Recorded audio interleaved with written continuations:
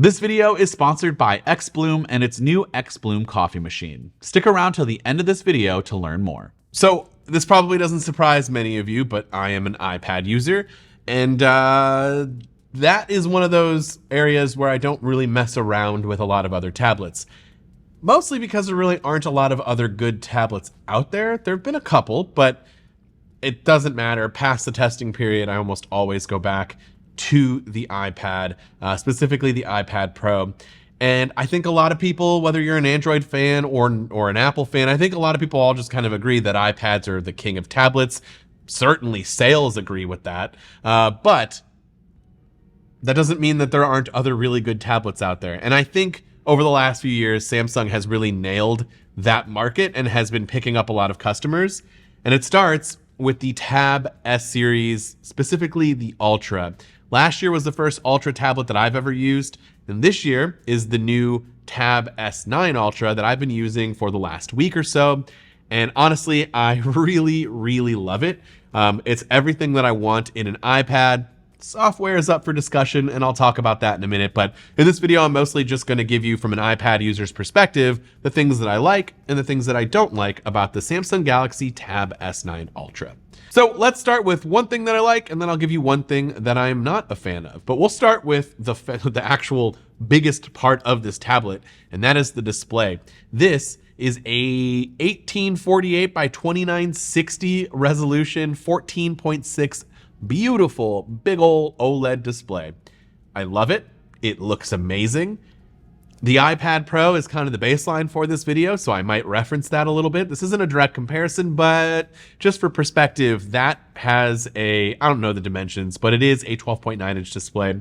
So obviously this is almost 2 inches bigger, but it's certainly not like a huge tablet in the sense that you kind of feel like you're carrying. I mean, it is big, but I don't feel like I can't hold this in my hand any more so than I could the 12.9 inch. To be clear, I do not use this like this very often. It is almost always docked to this keyboard case, which is how I use my iPad Pro, almost always on the Magic Keyboard. But anyways, back to the display. I just think that even though Apple's mini LED display and the iPad Pros are really, really good, this is still just a true OLED. The darks are so much more deep, and it's just rich. The contrast just pops off the charts. It's very vibrant, very bright, great display. By far the best on a tablet that I've ever used. Another thing I like about the display is actually what's underneath it. There is a optical fingerprint sensor here. I like that I could just place my thumb on it and then get it, docked up here and ready to go. I guess if the power button, kind of like the iPad Air, was right here and you integrated a sensor there, that would be okay, but I think it just makes sense for it to be in the display and be in the location that it's in right now. And it's pretty fast. It's quick. As you can see, I have it set to swipe to unlock, but is this a better solution than Apple's Face ID? No. And now we're going to switch over to one thing I don't like, which is this little notch area here. And it's not for the notch. I'm not a hypocrite. I've used the notch for years with the iPhone. The notch is fine. It's just the fact that facial recognition is not great. You need to be in a very well-lit environment for it to work. The iPad is so much better at working in not ideal conditions for lighting. This is basically non-existent for me, or at least just during my week of testing.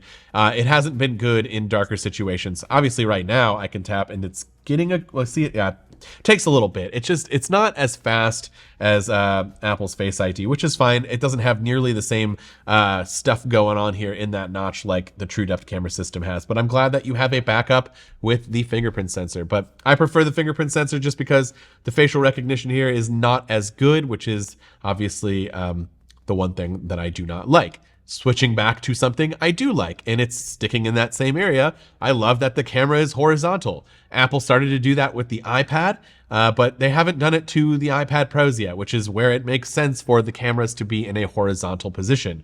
So in this little notch area, you have two cameras, one wide, one ultra wide. This is a horrible angle, but if you prop it up a little better, it just makes way more sense to have a chat this way where it actually looks like I'm looking at the camera and head on, as opposed to what Apple does with the iPad Pro and puts it off to the side.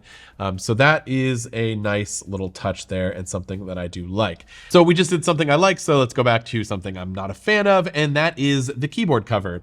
It's kind of a love-hate because there's going to be some things that I do like about the keyboard case and some things I don't. Let's start with the price. And before anybody freaks out and says you're being Apple biased, Apple's not off the hook here either. $350 for a keyboard case, regardless of who you are as a company, is absurd. Now, with that said, something I do like about this whole situation is that if you were to buy an iPad Pro, you got to buy the iPad Pro, the Apple Pencil, and the Magic Keyboard. I think that's just kind of par for the course for the experience. You might be able to get away with not having an Apple Pencil, but if you're at all interested in the stylus, I suggest you pick it up. That's $99. The keyboard's $350, and the iPad Pro starts at whatever it does, well over $1,000, just like this tablet. But the one thing you can say is that Samsung actually gives you the S Pen in the box. I really like that. And what I really like about this keyboard case is that it detaches, and so you do have like a little stand here, if I can show you. And then there's also a place to magnetically attach, which is on the back, much better than being on the top. It's on the back. It doesn't matter which way you put it, it will charge. I just dropped it. But anyways, the point is you put it on here, it charges, and when you put this case on, as you can see, boom, it protects it. It's not going anywhere. You don't know how many times I have dropped in my bag or have lost my Apple Pencil when it's docked on the top here. It's not a great location. And so anyways, you got the little kickstand here. I do like the case. I like the case in the sense that it's really nice to type on. I like the situation that you have when you're on a table. I will get to more information about that in a second. Why I specified table, because that's really important. The feel of it, it's very good. It's a very nice full-size keyboard. The keys are nice and tactile. The trackpad size is good. The trackpad itself is not my favorite. The trackpad software is horrible. I never really liked the iPad Pro's implementation of using a cursor where you have like the little circle and it like adapt, but I don't know, that makes more sense than the way than the way Samsung did this, which you might be thinking, why would that make more sense? Samsung basically adopted a traditional cursor like you would on a laptop, and that's fine. That's what I want, but it's so bad at like slowing itself down. And there's even a setting here where it's on by default and it like kind of moves on its own when you get to an area because it thinks it's going to predict what you want to select. And oftentimes I'm zooming past it when I'm not trying to. And even when turning that setting off, I still have that problem. So not a fan of the trackpad and the cursor in general. But what I do like about the case is that when you dock it to the actual keyboard part, it launches into Samsung DeX, which is basically turning your tablet into a laptop experience, giving you a more Windows, Chrome OS type look and feel, and just making it better for multitasking. You can have more than the 3 windows that you're allowed when you're in regular tablet mode. You can have more than 3 apps, and you can stack them on top of each other. It's just much more of a normal like laptop vibe. This is very similar to Stage Manager in a sense, but Samsung has been doing this for many years now, so they've kind of had this nailed down. Apple's getting better. Stage Manager now allows for up to 4 different windows, and you can kind of move things freely, but it's not nearly as free in desktop, laptop like with the Samsung DeX experience. And so I do like that it launches into that. You can obviously get out of it and use the keyboard still in the same way, just as a normal tablet. So that's kind of what I like about the keyboard case. And obviously what I dislike is the trackpad. And I like this when you're on a table or desk, this little kickstand here. I do not like it when you try to use it on your lap. Lapability is a word that I don't know if I made up, but I use to determine whether it's a laptop or a tablet specifically is good on your lap. The keyboard for the iPad Pro, the Magic Keyboard, that actually has pretty decent lapability. It's not as good as an actual laptop, but it can be done. You can use it. You cannot use this on your lap. This is very much like the 10th generation iPad, I believe it is, with that case where it detaches, much like a Surface, Microsoft Surface. These just do not hold up well on your lap, so if you plan to use this as a traditional laptop, you're not going to really enjoy that aspect. But if you're using it on a tabletop or a desk, It's totally fine. It's actually a really enjoyable experience. All right, moving back to the S Pen. I really like the S Pen. I love that it's included in the box and for the price, so you don't actually have to pay extra for this. Great move. And so I love that you can just immediately take it out. As you can see here, it's asking me to write. I like the little sound effects. Let's see if you can hear that. Maybe. Let's see if I can put it up to the... Yeah. So cool little sound effects. The trackpad, or I'm sorry, the stylus has very minimal, if any, latency. It's honestly right on par with an Apple Pencil. I think designers, graphic designers would be really happy with this. People who want to take notes would be really happy with this. And I do think a lot of people would like this more than an iPad Pro, just because there's the standard S Pen functionality that you would get with like the old Note phones. And now with the S22, 23 Ultra, you have, you know, the ability to get into a new note, Smart Select, Screen Write, Live Messages, AR Doodle, Translate, Pen Up, which I'm not really sure what that is. I kind of forget. It's like a whole thing. But then there are so many other shortcuts you can add. You can be able to write on your calendar, start coloring, you know, get into different apps if you wanted to, and have shortcuts with the stylus, as, you know, something that you just cannot do really with the Apple Pencil. There are some more extra features, but it's mostly just when you're writing, which, I mean, is what the stylus is for. But there are so many other things you can do. There's a little button on this that, you know, allows you to take pictures, and it's just a better experience. Samsung has this nailed down. And now that the latency is practically non-existent, I just think it's better than an Apple Pencil. And by the way, I still can't get over how cool this is. You just put it on the back, fold the case up, it's not going anywhere. All right, so the rest of this video, I'm just gonna rapid fire some more things that I like, and there's like a couple of things that I don't like, but mostly more things that I like than I dislike at this point. So battery life has been pretty good, 7 to 8 hours of screen on time. I haven't really killed it without like in the middle of doing something, playing games, writing up scripts and documents. And honestly, I've been watching a lot of Netflix on this as like a secondary device while working and doing other things, and just kind of having it off in the background. This display is so good for watching content that's what I want to do with it. I haven't been able to travel with it yet. I will be in the next week or two, going on a plane. Kind of want to see how this big form factor works on a small tray table. Having a kind of a guess that that's not going to be something I'm going to enjoy, just because it's just size. The size is big. So taking anything kind of large on a plane kind of sucks, but it is what it is. The display is so good that it's going to be hard for me not to want to take this. But yeah, battery life has been great. It's never died in the middle of my tasks, and I've been able to plug it in at fast charges, and so that's really good. The storage starts at 256, goes all the way up to 1 terabyte, but none of that matters because there is a micro SD card slot still in this. And so you can expand your storage and save just about anything that you want on your micro SD card slot. Save yourself some money if you want to. Go with the base storage model and then just get a micro SD card. And if you already have one, even better, you don't have to spend more money and you can just throw it in there. Something that not a lot of people are doing out there. Not a lot of OEMs are still doing micro SD. So shout out to Samsung for doing that. I have been really enjoying that little feature there.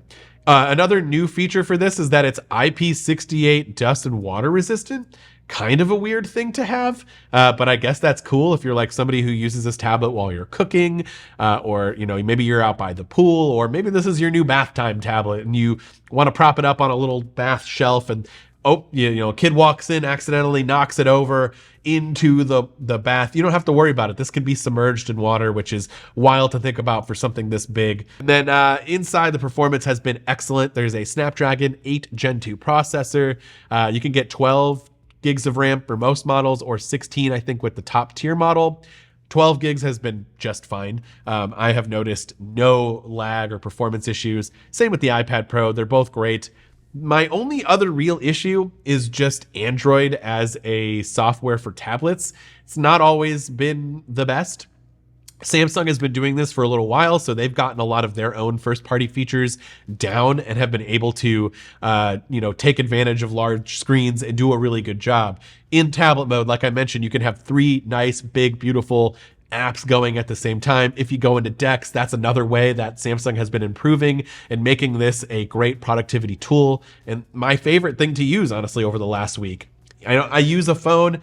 I think I like Android for a little bit, and then I switch back to iOS. With iPads, I'm not a big fan of iPad OS. It's fine, but the only thing that, Apple really does well with iPad OS is honestly just the apps. The apps are so much better. They look better. They have more functionality sometimes, depending on the app, than Android. And Android knows that, and Google knows that. And so they've been trying to invest into making those apps better and to making the experience better on larger screens. I believe it's like Android L or whatever.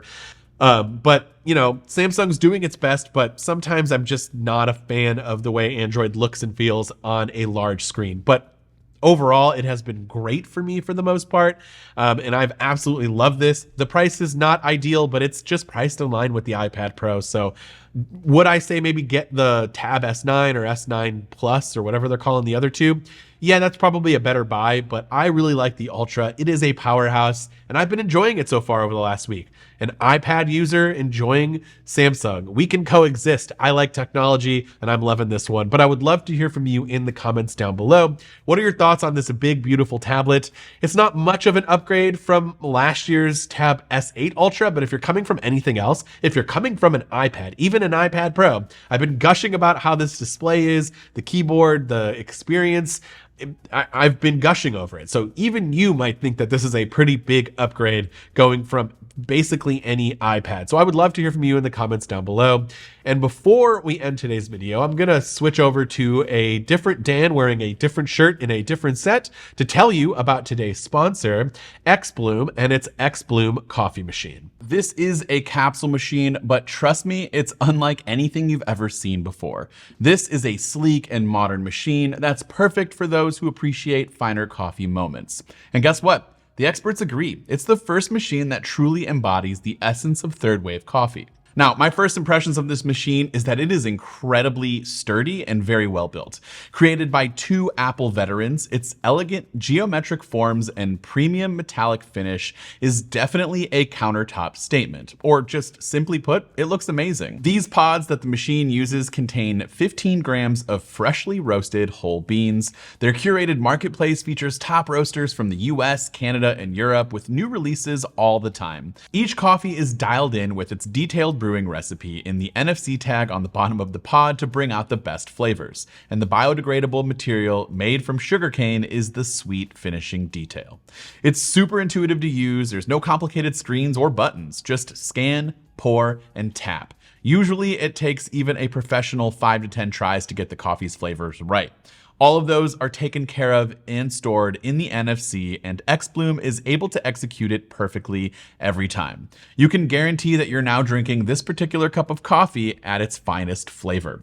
I can't believe I was drinking like sometimes stale coffee for years, and I'm never going back to an old filtered drip machine coffee ever again. The XBloom offers so much versatility. You can use it as a standalone grinder, personalize your own recipes, and explore different specialty coffees without committing to a whole bag. So whether you're an experienced coffee lover or just starting your coffee journey, the XBloom is a game changer. Trust me, once you taste the difference, there's no going back. Cheers to a new way of enjoying coffee.